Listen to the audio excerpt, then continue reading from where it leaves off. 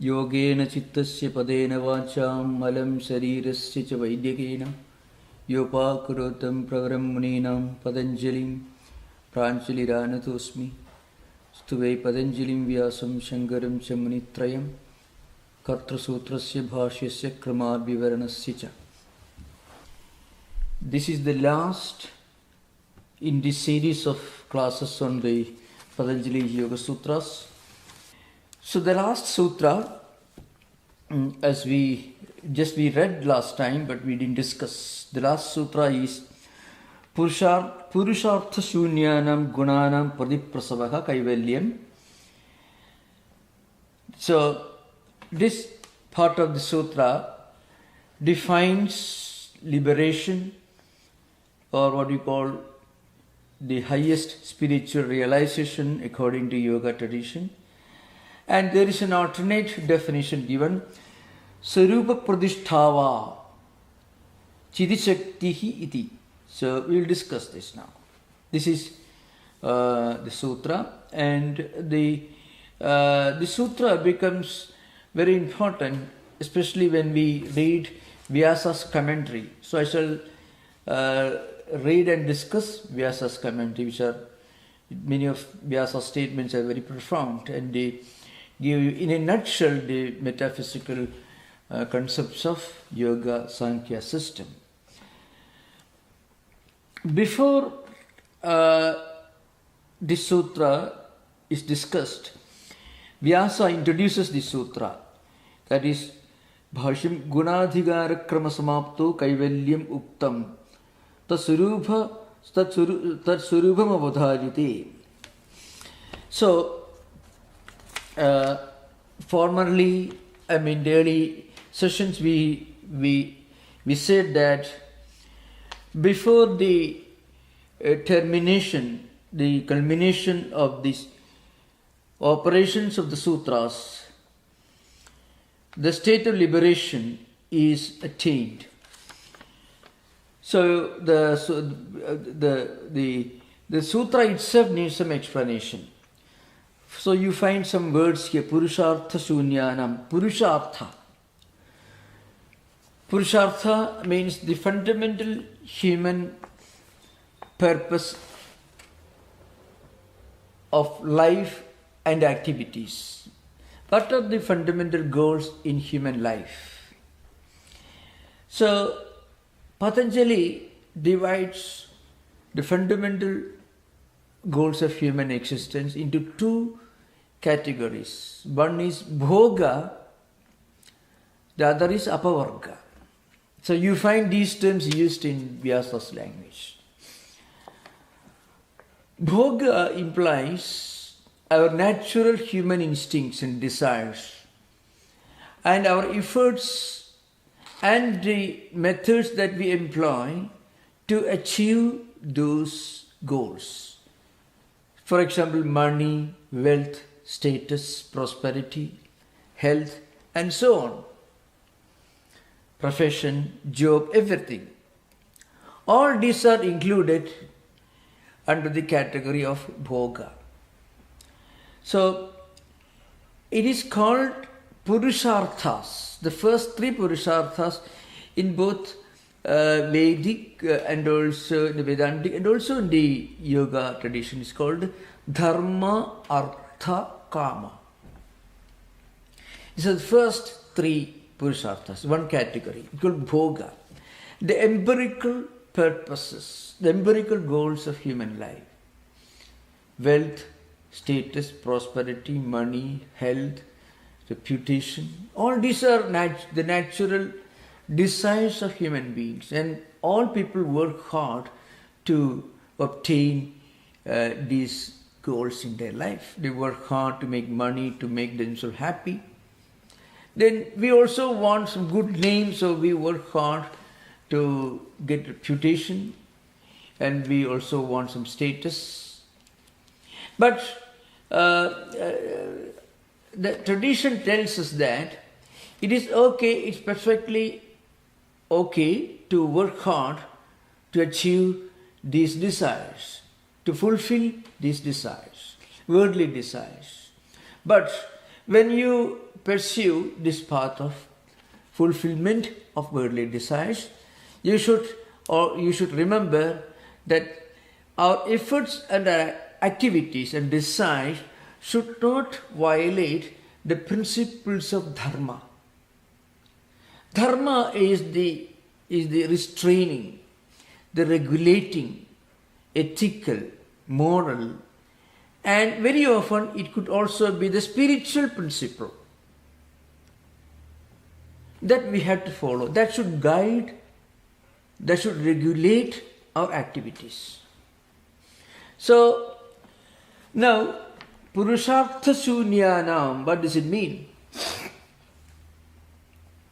When all our activities, our Sattva Guna, Rajo Guna, Tamo Guna, our natural instincts and tendencies, our efforts, have already succeeded in attaining the fundamental goals of human life. Dharma, Artha, Kama. The ethical moral principle, plus the desires and the tools and the efforts to fulfill those desires. Plus, that's important, apavarga. Apavarga means moksha, liberation. Let us say, for example, according to the Christian religious tradition, the apavarga is entering the kingdom of God. I mean the highest spiritual purpose. Going beyond empirical worldly desires, attaining the highest purpose of human life, entering the kingdom of heaven. And this is true, and according to Buddhism, it is nirvana. So like that, all religious traditions, in fact all ethical traditions have got one fundamental transcendental goal, transcendental purpose. And we call it liberation, we call it nirvana, we call it moksha, we call it entering the kingdom of heaven, and different traditions. That is called apavarga.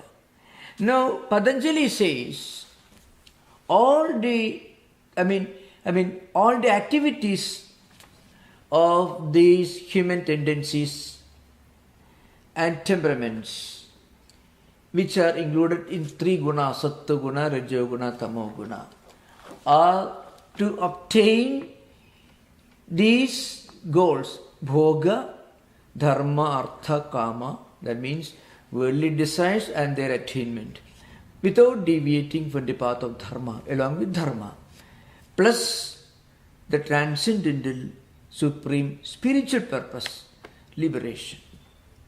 So, Gunanam Pradiprasavaka, kaivalyam. So what is kaivalyam is defined. Kaivalyam is nothing but the resolution. In other words, evolution in the reverse order of all the gunas. So for that we should know what is the evolution. Then only we will know what is the meaning of evolution in the reverse order. Pradiprasava is evolution in the reverse order, counter evolution. Prasava is evolution. So what is evolution in yoga? Evolution is only this method. That is, first you from Prakriti, the cosmic intelligence, Mahatattva, then Ahangara, the ego system, then mind, then intellect, then senses, 5 senses, Panchatanmatras, then the 5 elements, 5 external objects. So in the Vedantic tradition, Atmana Akasha, Akashad Vayu, Vayu Raknihi, Agnerāpaha, Abhya Prithvi, Prithvyam Osadeha, Osadibhiha Annam. Like a different evolution means from the Atman, the highest Atman, the space, from space, air principle, from air principle to fire principle, Vayu Agnerāpaha, from Apa means water principle, so from fire to water principle, Agni Apaha, from Agni Apaha, Abhi Prithivi, from that the earth, the the empirical things. That is Vedantic way of putting. But in the Patanjali yoga system, it is mentioned in this way. First of all, from Prakriti, Prathanam, it is called, Mahattatvam, cosmic intelligence. From that, Ahankara. Ahankara has got three aspects, that is Sattvika Ahankara, Rajasiga Ahankara, Tamasiga Ahankara. From Rajasiga and Sattvika Ahankaras, mind and the senses. From Tamasiga Ahankara, the five abstract elements, the causal elements, Panchatanmatras and Panchamahabhutas. So we have now moved in a descending order, and that descending order is Prasava. Prasava actually means coming into birth, being born, that is Prasava. That is the natural order. So now, what is Pradiprasava? That is the meaning of Kaivalya. Pradiprasavaha Kaivalya. Pradiprasava means, as I mentioned, evolution in the reverse order. What is evolution in the reverse order? First of all, we must stop identifying ourselves with the senses, with our mind, with our intellect. Like that, through a mental process, through proper discriminative wisdom. And so that's the purpose of yoga, studying yoga. But if you take to yoga, the first thing that happens to you is, well, I am not this physical body alone. That's the first thing. In fact, that's what happens when you take the spiritual life. Even when you read any higher book on religion, philosophy or mysticism, or even when you read not necessarily philosophy, some higher music, painting, you see, well, I am not just a bundle of matter.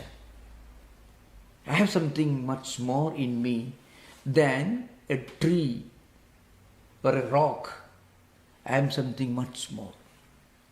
That's the first stage, this first experience that you get when you connect with something that is transcendental, something higher, something that is beyond the empirical. You start thinking beyond today, beyond the present, beyond the empirical, beyond matter.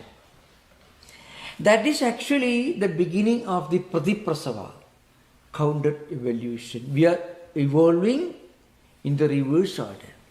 We have evolved, we are descended from Prakriti to Mahattatva, Ahankara, then Tanmatras and Panchamahabhutas. We have descended to the last stage till we have degenerated to such a level that we identify ourselves with these external objects. Now we have to start our journey backward from effect to cause. And this is reverse order, evolution, the reverse order. It is called Pradiprasava. And this is Kaivalya. At the end of this reverse evolution, you reach Kaivalyam. Kevalasya bhavaha Kaivalyam. You attain your identity with the one all-pervading cosmic intelligence and consciousness, that is Purusha. This is the definition of Kaivalya. So Purushartha Shunyanam Gunanam Pradiprasavaha. Why Purushartha Shunya? There are no more things to be attained, nothing more to be attained. Actually, when a person practices Ashtanga Yoga and attains Samadhi and Viveka Khyadi, then he will realize that he is one with the cosmic intelligence, consciousness, he is one with Atman, one with Purusha, and then he won't have any interest in going after worldly attainments, worldly achievements, worldly pleasures, sensory pleasures, because he has gone beyond them. He has gone beyond bhoga, and he has already attained apavarga, liberation. So gunas have no more purpose in life. So actually this sattva-guna, rajoguna, tamoguna, which are the constituents of Prakriti, they undergo different levels of changes. Essentially, they don't change, but the names and forms will change. We already discussed the previous sutras. After attaining through this evolution all that the world can offer, and also the supreme spiritual goal which the world cannot give us, that is liberation. Now gunas have no more purpose in life. That's why purushartha shunyanam gunanam pradiprasavaka means effects resolving back to their cause. Effect going back to cause. It is well, I can give an example. See, if a goldsmith sees different golden ornaments, he can see in each of these golden ornaments only gold. So names and forms do not matter so far as he is concerned. He measures the value of a golden ornament only in terms of the quality of the gold out of which these golden ornaments are made. So far as he is concerned, he doesn't think in terms of different names and forms, which are the effects of the evolution taking place at the level of gunas. That's why purushartha shunyanam gunanam pradiprasava kaivalyam. So this is one definition. That is, gunas or the evolutionary process has nothing more to attain. Actually, human beings reach the top of the evolutionary process, not because of biological evolution alone, but because there is another kind of evolution possible for every human being, and that evolution takes place not at the level of a body or even mind. It happens at another higher level. Only human beings can think and act and look about himself and think of the origin, the beginning of the universe, the purpose of creation, the purpose of human existence. All these thoughts are possible only for human beings because they can think beyond instinct. So they reach this evolutionary process. But this is actually only evolution. But reverse evolution, that is spiritual process, that happens only through conscious effort. And there are different methods employed for this reverse evolution. Vedanta gives different methods. For example, Panchakosha Viveka means when you de-identify, when you do not identify yourself with the body, with the vital energy, with the mind, with the intellect, when you go beyond all this, you go in search of the ultimate cause. So you are not the Annamaya Kosha, you are not the Pranamaya Kosha, you are not the Manomaya Kosha, you are not the Vijnanamaya Kosha, you are the Anandamaya Kosha, which is closest to Atman. So this is the Panchakosha Vivarana. Well, this is a subject. If you are interested, you can ask question during interaction. Most welcome. The second process in Vedanta is, because this is very similar to Vedanta, Avasthatraya Vichara. You analyze what you are, what you experience during waking state, dream state, and deep sleep state, and the differences. Finally, you realize that there is one ultimate witness, the drashta, the subject, the seer, the perceiver, what you call Sakshi in Sanskrit, which is present all the time in the waking state, in dream state, and in deep sleep state, Jagra, Swapna, Sushupti. That is Avasthatraya Sakshi, the witness of the three states. That is one method of this Pratiprasava. The third one is Dridrishya Viveka, means you realize the empirical changing nature of all the objects that you see, and also you realize the unchanging, the changeless nature of the perceiver, the Atman. So, and in the yoga tradition, it is this reverse evolution. That means by proper thinking, proper vichara, you finally realize that you are not a bundle of matter. You are something that goes far beyond the empirical worldly things. That's the idea behind. So, Purushartha Shunyanam Gunanam Pradiprasavaha Kaivalyam means when the evolutionary process has nothing more to achieve, no more good to be obtained, then you start actually resolving, you start evolution in the reverse direction, going in search of our true identity, the effects going back to the cause. Actually, the effects recognizing its real form, that is, it identifies itself with the cause. That is kaivalyam. So the second definition is Surupa Pradhishtava. Va means or. An alternate definition, Surupa Pradhishtava Chidishaktihi Idi. I mean, we recognize, we identify Purusha in its own natural, pristine state. Surupa, its own state. When we realize that we are not part of this matter, we are not even mind or intellect or the senses, we are not even the ahankara or the mahatatvam, we are not part of the prakriti, we are not just an evolute of this material universe, then we identify with our true nature, we are Purusha. That is Surupa Pradhishtha. After this, there is the discussion continues. These are very, very important statements in the Vyasa's commentary. Krita bhoga apavarganam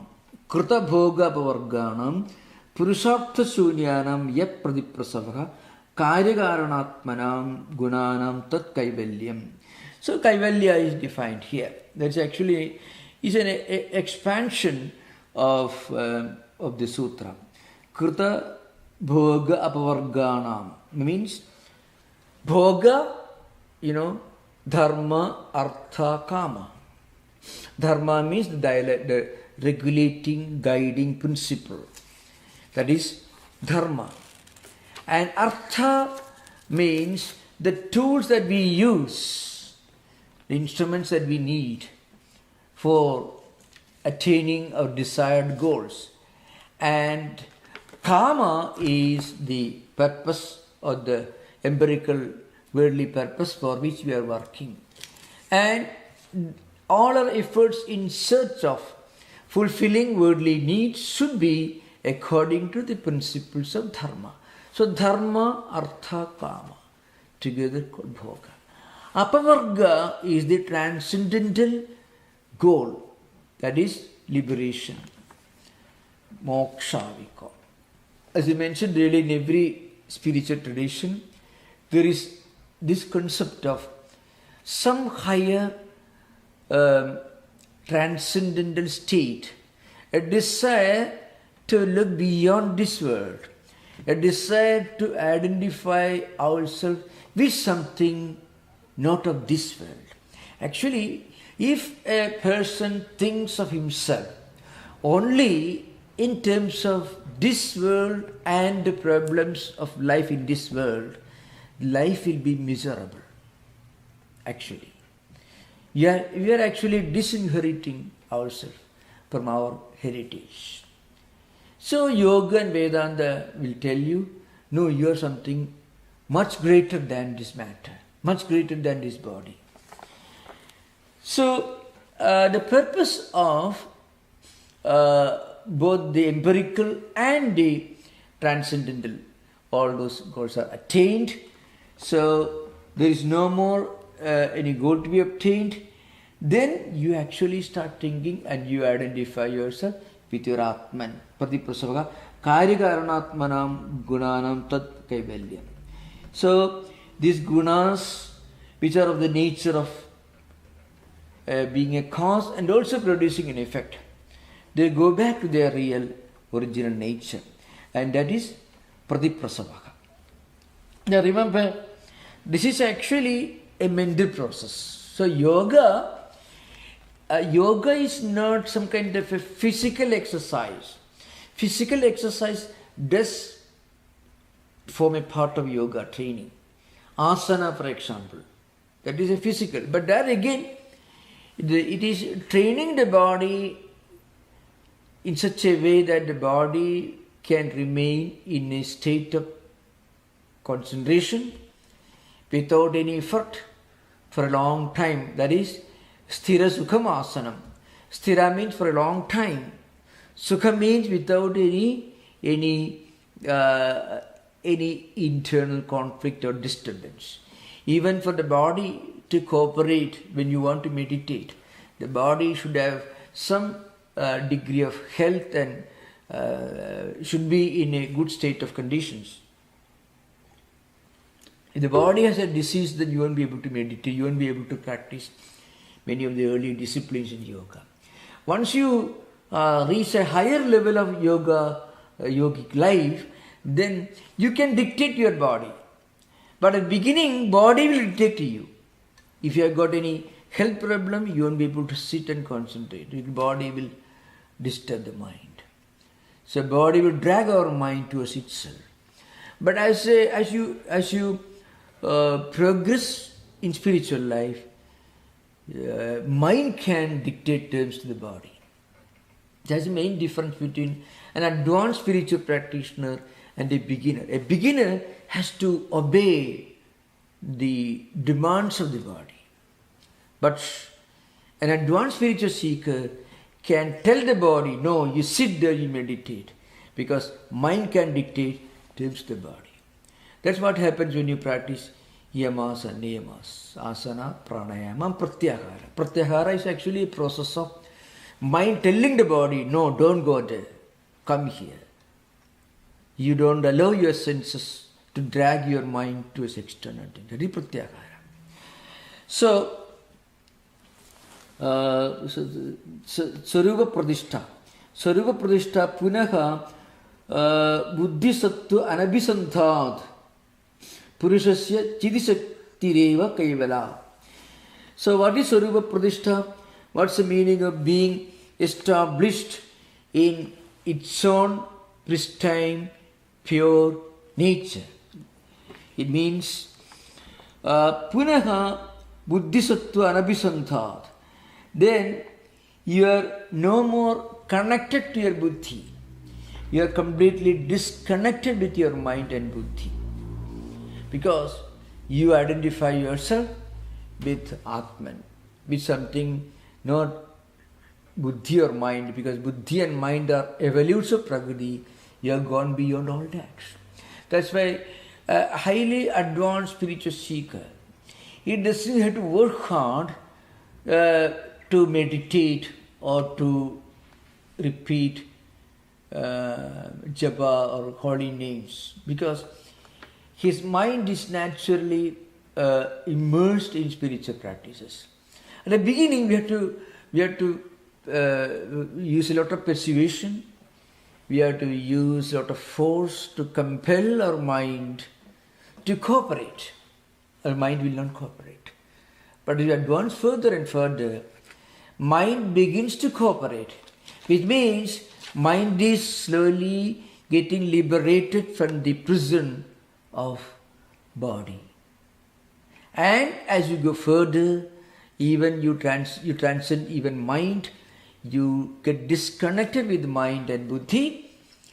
At that stage, you get established in your own natural state. That is why Vyasa says, Surupa Pradishtha Punaha Buddhi Sattva Anabhisanthat Purushasya Chidisakti Eva Kevala. It is, Purusha means Chidisakti. Chidisakti is only used as a synonym of Purusha. It is the real consciousness Purusha. Tasyaka Sada Tathaiva Avasthanam Kaivalyamidi. And that Purusha, the Chidi Shakti, he remains in that natural state for a long time. He doesn't go back. So when you reach that stage, you are no more tempted, you are no more affected, you are no more disturbed by any of the antarayas or obstacles in a vyadhi, dhyana, alasya, etc. You are not affected by either procrastination, cynicism, skepticism, self-doubt, or kind of delusions, bhranti darshana. You are totally free from this. So mind remains in a state of perfect peace and happiness. That is called viveka khyadi. Now, Vedanta and yoga and also Buddhism agree on one important part of this spiritual evolution, spiritual process. Even after attaining kaivalya, kaivalya bhava kaivalyam or liberation, spiritual realization, you will continue to be living in this world. See, look at Buddha. Buddha became Buddha when he was perhaps close to 36 years, according to some school, 35, 36, 38, there are different views.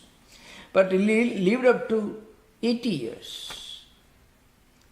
So for the rest of his lifetime, he was preaching and teaching, moving all over Indian subcontinent actually. So after Nirvana, what did he do? He did what he was conditioned to do. He did not immediately disappear from the world. So a spiritual person, even after attaining the highest spiritual goal, he will continue functioning according to his natural tendencies and instincts and impressions. If he is an IT professional attaining nirvana, he will not resign his job and go somewhere. He may continue to be working in IT professional. If he is a doctor, he will continue working as a doctor. So this idea is established. Sometimes this is explained in different scriptures using different comparisons in different stories. So sometimes called the Kulala Chakram. Kulala Chakram is in potter's wheel. In ancient times, potters will use a big wheel as it goes on rotating. And as part of this pot making process, he will make the mud ready, and then using this potter's wheel, he will make a pot. But after the pot is ready, still the wheel continue moving, revolving for some time. There is a momentum, and then slowly it will stop. When he stops working, the wheel will not come to stop instantly like modern cars. We can braking system is very efficient.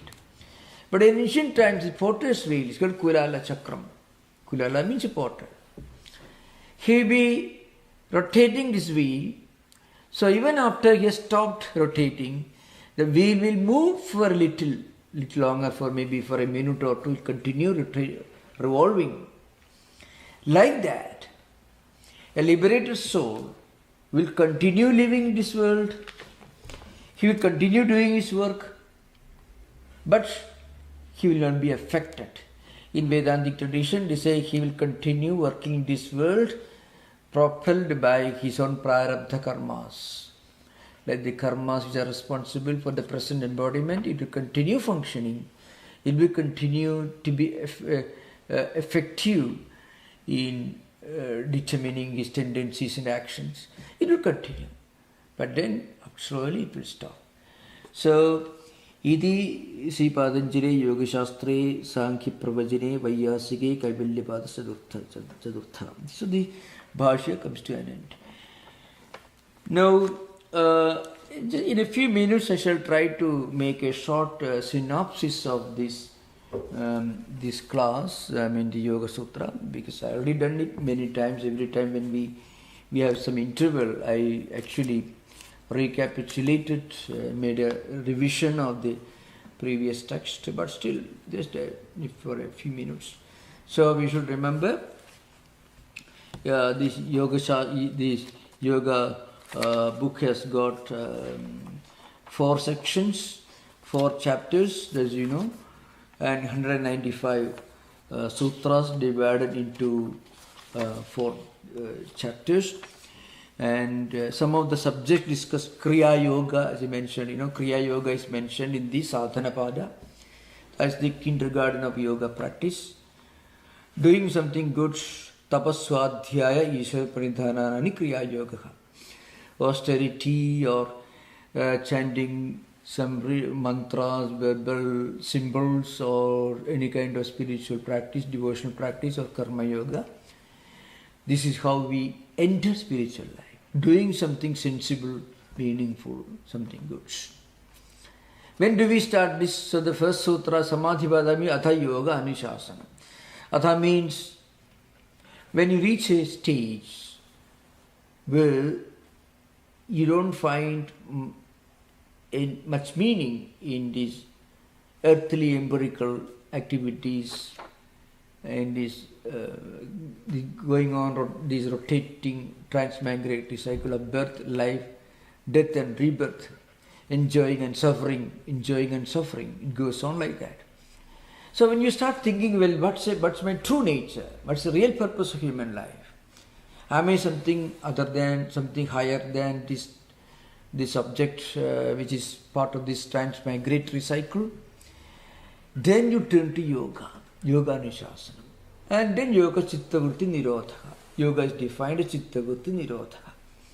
When you reach this stage in its highest form, you attain viveka khyadi.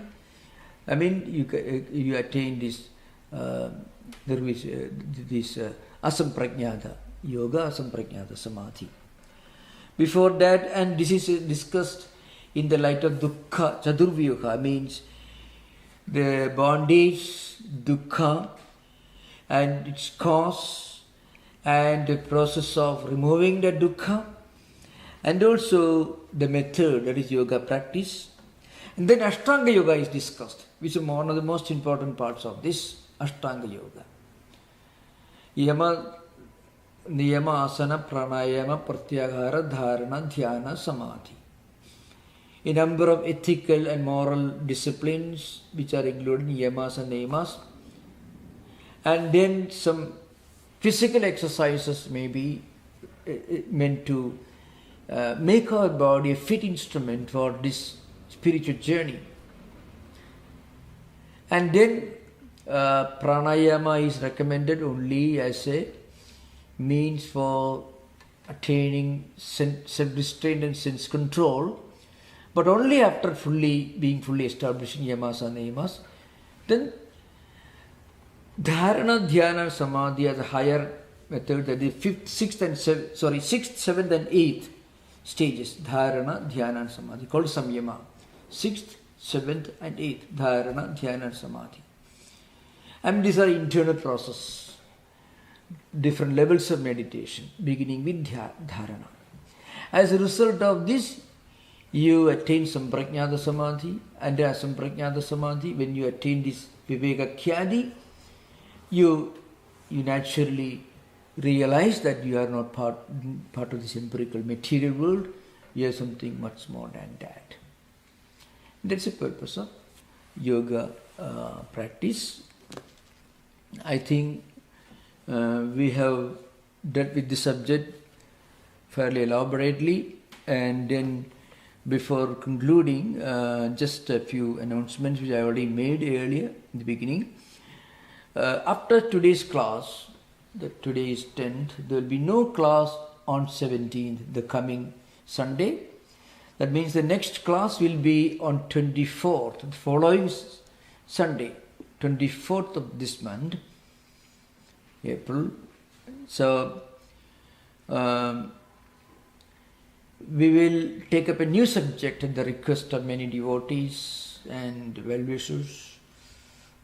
Some of them wrote emails, and the subject that they requested me to take up is different systems of Indian philosophy, which also will include elaborate discussions of Vedic and Vedantic scriptures, and Indian philosophy also includes the systems of not only Hinduism and Vedanta, but also different schools of philosophical systems within Vedantic or Hindu tradition. Plus, along with that, there will be also discussions on Buddhism, different schools of Buddhism, both the modern schools of Buddhism, that is Sautrantika, Vaibhashika, Vijnanavada and Shunyavada. Along with that also there will be discussions based on the Pali canonical literature. There is Sutta Pitaka, Vinaya Pitaka and Abhidhamma Pitaka. Plus some lectures on Sikhism and Jainism. And of course that will give us enough scope for active interaction. You are most welcome. And I would request one of our asrama devotees, and he is a learned academic who was very enthusiastically following all our classes. Mr. Bobby Coleman would like to say a few things about this proposed program. Bobby, could you say a few things for the benefit of the students, audience? Yeah. Thank you, Pranams Maharaj. The prospect of going into that kind of a new class provides an opportunity for an unparalleled framework for understanding yoga and Vedanta. We've had glimpses of Swami Tattwamayanandaji's background as he's mentioned various texts from the Pali canon, the Buddhist texts, and he's referred to them here and there on these subjects, but the idea of taking a deeper dive is thrilling, to say the least, because I think it'll shed tremendous light on our studies of yoga, Vedanta, and our own lives. The import of that is unparalleled, really, because of Swamiji's background. It's so broad and extensive. Maharaj, I want to direct your attention for a moment to kick off the question and answer. Swami Vivekananda ji in the Raja Yoga book has a really thrilling wrap-up to the work by referencing nature as a caring mother that's shown us the way and then withdraws from when she came. It's so surprising because here we've scaled the heights and then we're reminded that the origins are with in essence the gross elements. I mean, the idea that we've gone back so deeply within ourselves is it's not just poetic, it's actually deeply philosophical.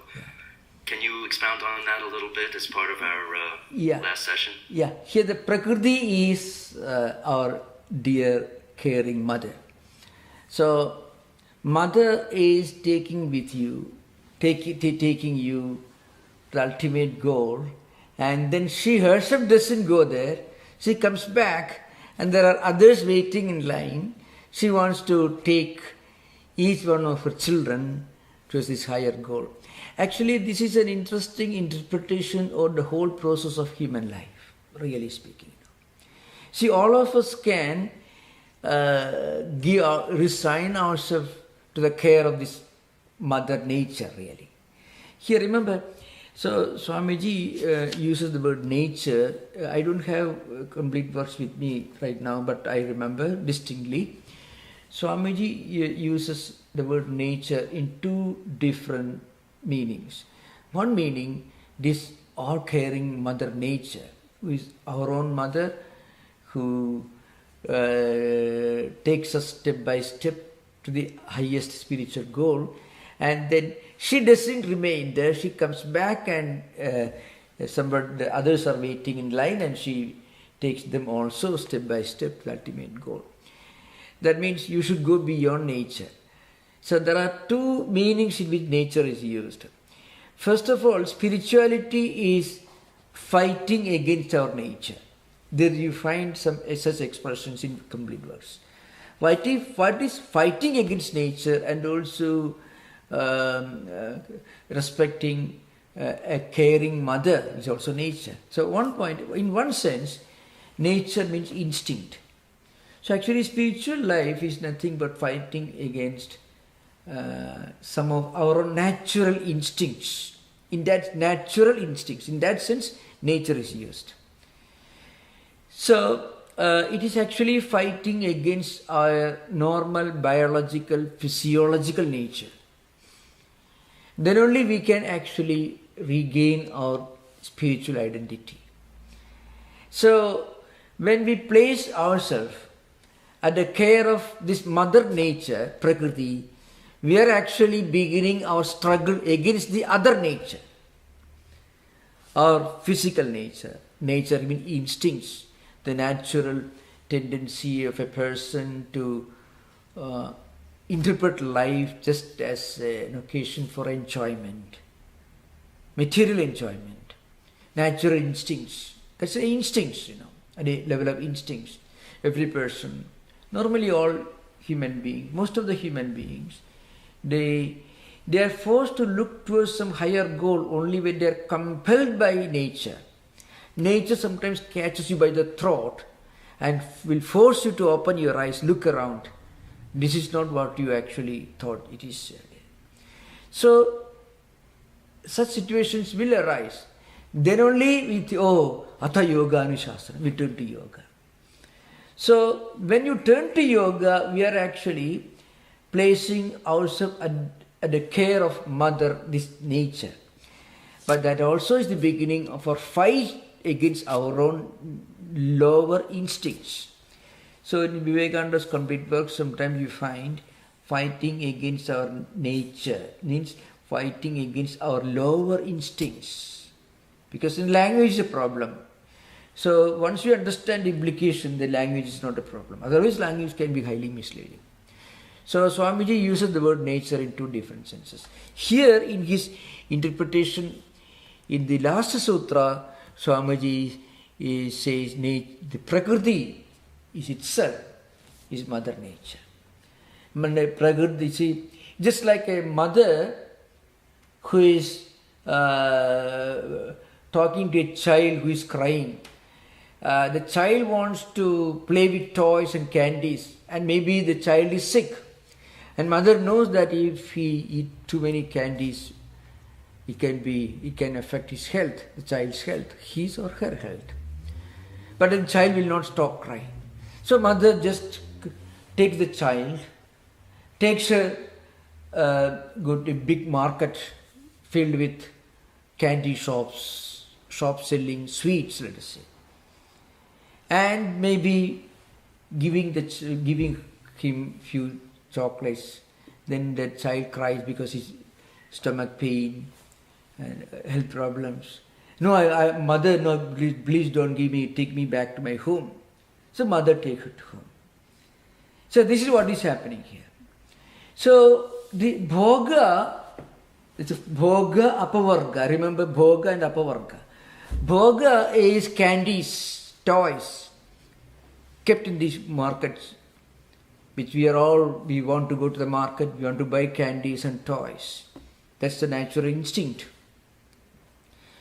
But this loving mother knows very well that we won't stop insisting on going to the shop and eating those candies. If mother tells us, no, it's not good for you to eat, no, we want to eat it. All right, you take it to the shop, and it's after seeing it, you eat a few candies, you fall sick, then the child cries, he wants to be taken back to his home. So now you are coming back to your home. You don't want to stay in home because you want to go to the market to eat. So like that, more or less like that. We all want this bhoga, the three purusharthas, artha and kama, enjoyments and the tools for enjoyment. But if you have dharma, then one day we'll realize that artha and kama, they are the limitations. So we will start looking for something higher. That is apavarga, moksha. And here says, once you understand this is the essence of human life, your problem is solved. That's the idea behind it. Okay. Thank you, Maharaj. Thank you. So once again, I thank you for calling on me. I want to encourage everybody in a couple of weeks to bring their friends so that we can explore together the majesty of the tableau of Indian philosophy. Sri Rama, you had your hand up first, and then David. Yeah. Swamiji, you talked about Pratiprasava as a reverse evolution. Yeah. You said it can be achieved with the three vicharas. Yeah. The Panchakosha Vichara or Viveka. Yeah. Astatraya Viveka and the Drigdishya Viveka. Yeah. Just a comment, Swamiji. All of these essentially amount to, in Shankara terminology, Tattva terms. Yeah. So remember, Pratiprasava is a technical term used only in Patanjali yoga system. You don't find that word used in the Vedantic tradition. Normally it's not used. In Vedantic tradition it's used vichara or Atmanubhuti, Aparokshanubhuti. These are the terms used in Jiva Brahma Aikyam and all in Vedantic tradition. So I was trying to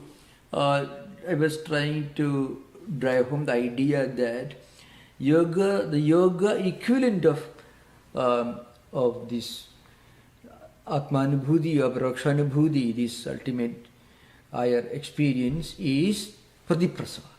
Pratiprasava has got two meanings. One is the beginning of this journey backward. Backward means journey backward towards our own true identity. Prasava is descending all the way from Prakriti to Mahabhutas, external, objective, the objects, worldly objects. Pratiprasava is you are reversing the journey. You say, well, enough of this world. The child says, no, I don't need any more candies and toys. I want to go home. Childless mother. That's what meaning here. And then the child wants to be taken to her home. So in that sense, Pratiprasava used means reverse birth. The reversal of birth. Prasava means coming into existence. I mean from cause to effect. From unmanifest to the manifest. The empirical. Now we want to go back to our trans-empirical, means beyond empirical, to our true spiritual identity. In that sense, Pratiprasava is used. In the Shankaracharya's, this is mostly used in the Prasthanatraya Bhashyas. You find Avastatraya Vichara is used in the Mandukya, Kotapadagariya Bhashyas, Brihadaranyaka and Chandogya extensively used. Drigdishya Viveka also contains, it's a small book, Drigdishya Viveka. And also this Panchakosha Vichara, it is used, Vivarana is used in the Taittiriya Upanishad. And also explained in the Brihadaranyaka and Chandogya tradition. So the idea is Panchakosha, means 5 sheets. So we are actually analyzing our personality. Our grossest and most empirical, most material, objective personality is this physical body, which is the result of the food that we eat. That's all. So it's called Annamaya Kosha. Now, within that there is Pranamaya Kosha. So Annamaya Kosha is involved in Pranamaya Kosha. So vital energy. So we are actually, it's a journey from gross to subtle. And from subtle to something that's more subtle. And again to something still more subtle. Finally we reach the subtlest. That is Anandamaya Kosha. The Kosha is also a technical term used. Anandamaya Kosha is not the same as Atman. The only difference is that it is closest to the Atman. So, once we, through Vijara, through this self-analysis of what I am, what my true reality is, we start this journey in search of our own true nature. And then we start thinking, well, I am not this body. That is actually the first stage in Pratiprasava. Reverse evolution. Of course, this again takes place at the level of, it's a mental process. Actually, this happens when you meditate, whether you are a devotee, you are following the path of Bhakti Yoga, you have an Ishta Devata, you have a deity and you are meditating, you are taking holy names, or you are practicing Karma Yoga, practicing unselfishness, doing everything just to attain mental purity, or whether you are using this self-analysis, the path of Jnana Yoga, whatever it is, the first thing that happens to you is, well, I am not this physical body alone. To give an example, a true devotee will not hesitate to take in ice cold water in the morning, even if he is sick, because he wants to go to the temple, he wants to do puja. You can see some old people in Indian homes today. But now they stick to their old routine. No compromise on the natural habit of taking bath in the morning and meditating. Why? Because he is actually trying to de-identify himself with the body. If he thinks it's the body, he will not take the risk of putting his body in danger of falling sick. So actually this is what is happening. So when you do fasting in the real sense of the term, when you do any kind of austerity, we are actually telling your body, no, I am something more than you. You should obey me. Body may not cooperate, but you want to force yourself to practice certain disciplines. And then again, sometimes your mind may not cooperate, but you force your mind, you don't listen to what your mind says. You're actually going beyond Manomaya Kosha. The outer shell of body, vital energy, Pranamaya Kosha, sheath you can call it, Manomaya Kosha. Sometimes you are intellectually not convinced about it, still you do that. You are actually ignoring the wrong notion that you are Vijnanamaya Kosha.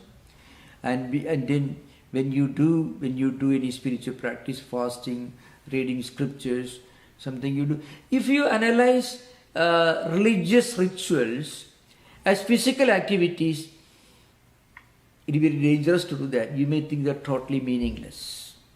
What's the use of traveling from here to a place 1,000 miles away, traveling in a plane or in a car? You go on a pilgrimage. What's the use of it? Really speaking, a pilgrim in India may travel from the extreme southern corner, go to Badrinath, 4,000 kilometers away. And there are stories of people who are suffering from serious health problems who are taking that. You can find this in many of the ancient Christian traditions in medieval Europe, in Lud and other places, even in the Jewish traditions. People go to enormous lengths to practice austerities. Jewish tradition, Buddhist tradition, Hindu tradition, Christian tradition, all you find. Why do they do that? Actually, they are disconnecting themselves with a physical identity, the body sheath, really speaking. This is a fact. So, every spiritual or religious ritual is a means and method to go deeper and deeper into our own true self, the journey in search of our true identity. So you pierce through the body sheath, the vital energy sheath that is called Pranamaya Kosha, the sheath of mind, Manomaya Kosha, Vijnanamaya Kosha, and then you feel great inner bliss. You're actually connecting yourself with the Anandamaya Kosha dimension. So that's because Anandamaya Kosha, you feel a great bliss, a great satisfaction, great inner tranquility and peace, which you don't experience even if you get $1 billion lottery. You don't feel that kind of joy. The joy that you feel when you travel all the way 4,000 kilometers from the extreme southern corner of India to Badrinath. extreme north. Right? Maybe 12,000, 13,000, maybe, I don't know, maybe higher elevation actually. So, but you feel great joy. Otherwise you won't do that. So why? It is, you are actually connecting with your Anandamaya kosa. That's why in all traditions, consciously or unconsciously, there is this effort to pierce through, to break through our outer shells and go in search of our deeper identities. That is called Panchakosa Vivarana. This is a very brief, I am trying to put in a simple language as far as possible. So that is Panchakosa Vivarana. Tridrishya Viveka, I already, if you analyze everything, you find behind this external eyes, beyond the ears, beyond all the senses with which we see and hear and understand things, there is this mind, and behind this mind there is intellect. Behind this intellect there is this all-seeing witness Atman. Drashta, it's called. Mean the seer, the perceiver, the experiencer. The experiencer is the same, but what is experienced, the objects can change. This is true also in Avasthatraya, the three states of awareness. In deep sleep, in dreams, that is Sushupti state. Dream state, that is you are sleeping but you are in dream. And also waking state. So whatever you experience in waking state, in dream state and deep sleep state, they change, but the experiencer remains the same. That's why we are able to remember what we saw in a dream. Because the witness, the seer, the experiencer of dream objects, and the experiencer who is now sitting, you are now sitting, you still remember what you dreamed yesterday. The same person. So, there is somebody who is experiencing the dream and who is now experiencing the waking state. But what you see in waking state is different from what you see, what you experience in dream state. So, the objects, the experienced, the seen objects change, but the seer, the experiencer, the perceiver, the drashta as you call it, do not change. So drashta is one, but drishya changes from state to state. That is avasthatra vichara. So three. There are many other methods in the Upanishad tradition. These are three main items I just mentioned. In the yoga tradition, it's called pradiprasava. Because yoga, Patanjali was not an atheist, but he was not a theist in the same sense you can say about Sri Ramakrishna or Shankaracharya, Ramanuja or Madhva or Jesus Christ or anybody like that, They had a real concept of ultimate reality, God, etc., either personal or impersonal. But Patanjali is not so definite about an anthropomorphic creator God. He doesn't deny, but it's very interesting, in such an ancient age, a philosopher who is a sage can propound a philosophy which is not purely theistic. Just imagine. And when you study Indian philosophy, you learn, perhaps that's one view, the oldest combat philosophical system in India is Indian materialism, Charvaka. It's almost like some kind of Epicurean, it's kind of a Bohemian system of philosophy. The Indian materialism is supposed to be older. I mean, if you look, historically, if you analyze the evolution of different systems of India, it's very ancient. And can you imagine somebody, Vatsyayana is a sage, Vatsyayana Rishi, it's called Rishi. He writes a book. It's not available in their original form now. He is the exponent of a system of Indian philosophy which is cutthroat materialism, really speaking. In fact, many of the modern agnostics and atheists will shudder at the thought of following him, you see. So he makes fun of all the rituals, thousands of years ago. So how do you imagine that thousands of years ago, saints and sages could expound a philosophy purely materialistic?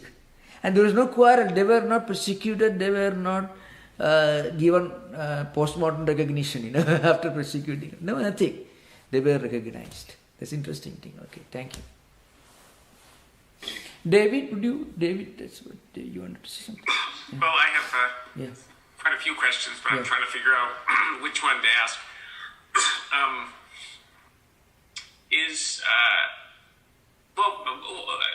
More general question is, maybe you've already addressed this, but what is the relationship between yoga that Patanjali talks about and the fact that the chapters in the Gita are called different kinds of yoga? Oh, yeah. In the Gita, of course there's one. Gita, yoga is used in the sense something that helps you to connect with the transcendental. So it is called a yuji yogi. It's a same root, Sanskrit root, used with a different implication. So in the Gita system, yuj yogi, it means you are actually Jivatma Paramatma Aikya, means the unity and oneness between the individual self, individual soul and the universal self. For that, Karma Yoga, you can achieve this highest spiritual goal through practicing unselfish action, by practicing Bhakti Yoga, the path of devotion, and also the path of Jnana Yoga, and also the path of Raja Yoga. Raja Yoga, as used in the Gita, it is a combination of all these disciplines with a lot of emphasis on yamas and niyamas. In the Patanjali system, yuj samadho means the same root has got a different meaning. It means this yoga that leads to samadhi.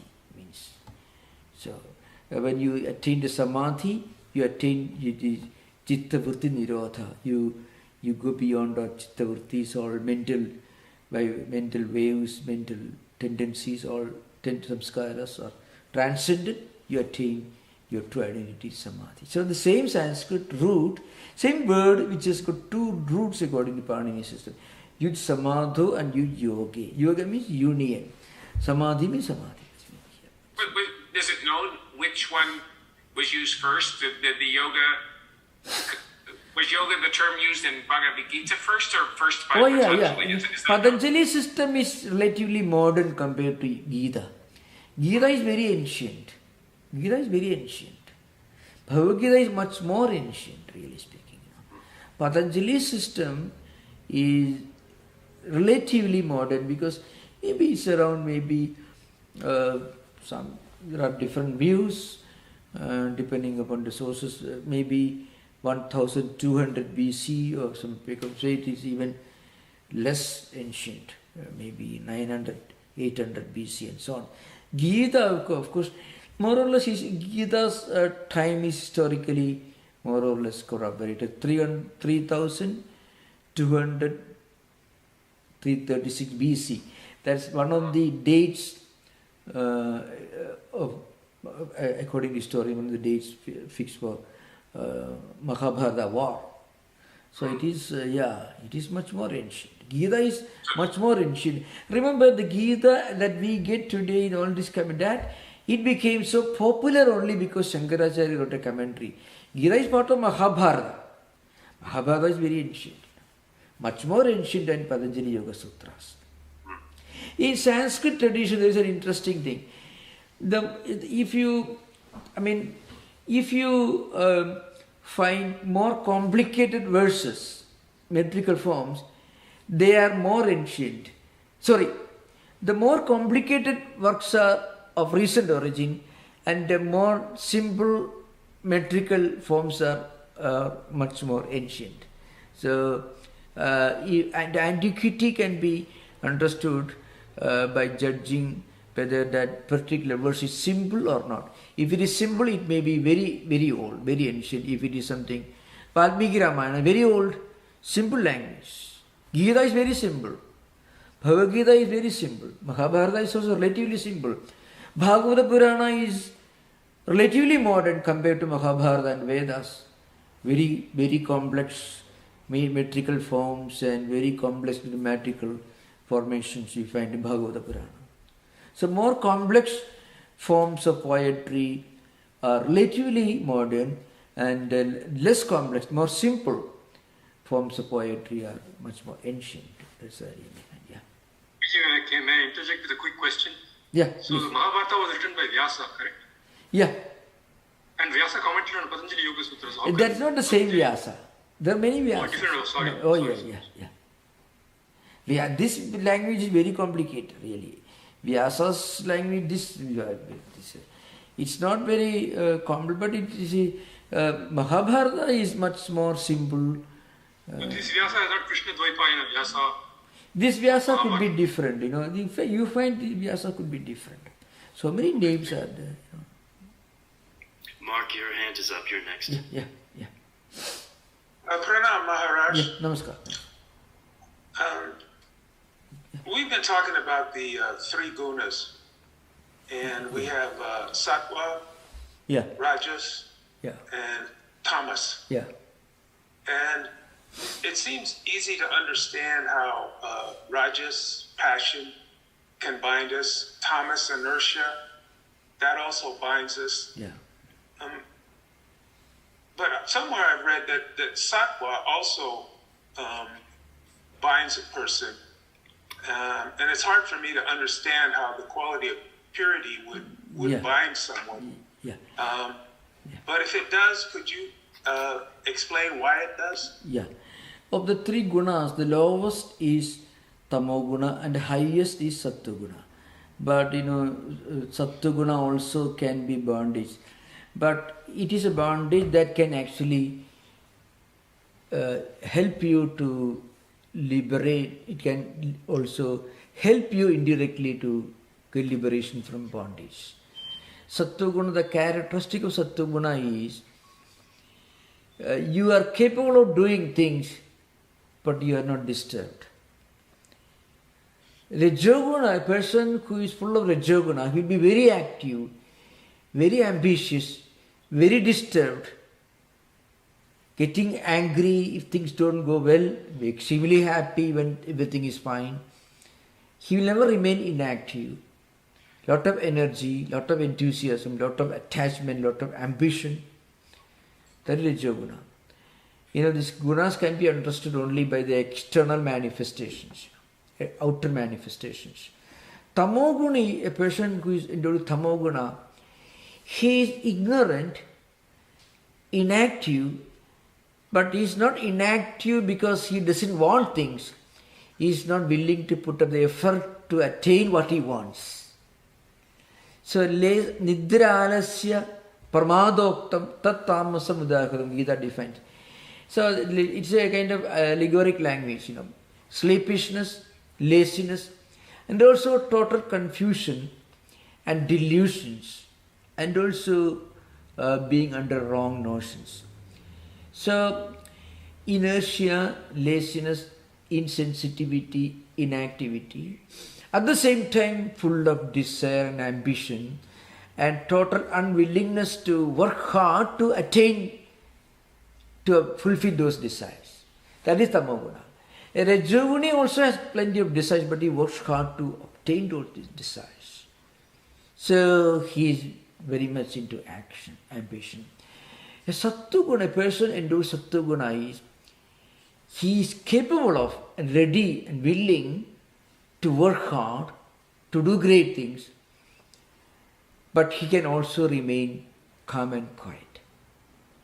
So that is, he is capable of, he can enjoy serenity, peace and tranquility within, but without being inactive. He can enjoy quietude and serenity within, still he can be active. This is not easy for anyone to do that. So all the great spiritual teachers, many of them displayed tremendous powers of efficiency activity, but at the same time, they could always remain in a sense of, remain in a state of tranquility and peace and serenity. So all the great spiritual teachers, they did something for themselves and also for humanity. How could they do that? If they have transcended all the three gunas, how could they do that? So they use Sattva-guna and Rajoguna as tools for doing great things, but they are not bound by them. They are not bound. So normally, people who are endowed with Rajoguna only, without any knowledge of Sattva-guna, they will be too much attached, working hard to attain great things. If there is a loss, they will be devastated. If there is a great gain, if something is a great success, they will be overjoyed. So they are bound. They are tools in the hands of Rajoguna. But the great men of action, who are great spiritual teachers, they did great things, but they are absolutely undisturbed. So even Sattva-guna and Rajoguna they use as tools in their hands. They were not tools in the hands of their gunas. So that state is called the Gunatita state, means you are no more within the power of the gunas. Gunas become tools in your hands. You don't become tools in the hands of gunas. That's what happens. So if the Sattva guna produces happiness and knowledge, the person that's transcended the gunas is not attached to that happiness or that knowledge. Yeah, those who are transcended the gunas, that transcending the gunas happens in real practice. It happens only in that state of samadhi or that state. But when they have to come and do work for others, all the great spiritual teachers have done something. There are very few of the greatest spiritual teachers whom we know, whom we read about, who kept quiet doing nothing. They all did some great things for humanity. If they were devoid of the transcendent, all the gunas, how could they do things? Without Rajoguna, you cannot achieve anything. You cannot do anything. Without Rajoguna, Buddha could not have taught. Without Rajoguna, Christ could not have gone about preaching. Not possible. So how could they, without Rajoguna, Shankaracharya could not have gone round involving to Vivekananda, all great things, any great spiritual persons. So they are not bound by their gunas. They use their gunas, Rajoguna and Sattva-guna, they use for some good purpose. It is one thing to be bound by gunas. It is another thing not to be bound by gunas, but to use those gunas for a higher purpose. That is the story of the great spiritual persons. Got it. Thank you. Yeah. Subhendu, you have your hand up. Thank you. Pranam Maharaj, I think this is probably last question for the day. Yeah. Like we are concluding Yoga Sutra now, what can we take as a final message about purpose of human life from the Yoga Sutra standpoint? One thing, I always mention this, yamas and niyamas. The first and second disciplines mentioned, the Ashtanga Yoga, can have a very universal application. And if we can practice some of them, that itself can be a great achievement. I mean, ahimsa, satya, asteya, brahmacharya, parigraha, shaucha, santosha, tapaswadhyaya, isapridhana. Yamas and niyamas means non-violence. Non-stealing is the literal translation. What it means is not having any desire for things that belong to others. That's meaning. And then purity of life, and then truthfulness, and not going after things, not receiving things from, total freedom from greed, non-possessiveness, that is aparigraha. Plus inner purity, austerity, contentment, and feeding our mind with good spiritual ideas. These disciplines themselves can actually take us a long way. See, yamas and niyamas are almost like a running train. You get into the train and you cannot help reaching your goal if you are fully established in yamas and niyamas. That's the idea behind it. Thank you. Om Shanti Shanti Shanti Harihi Om Tat Sat Sri Ramakrishna Pranamastu. Namaskar.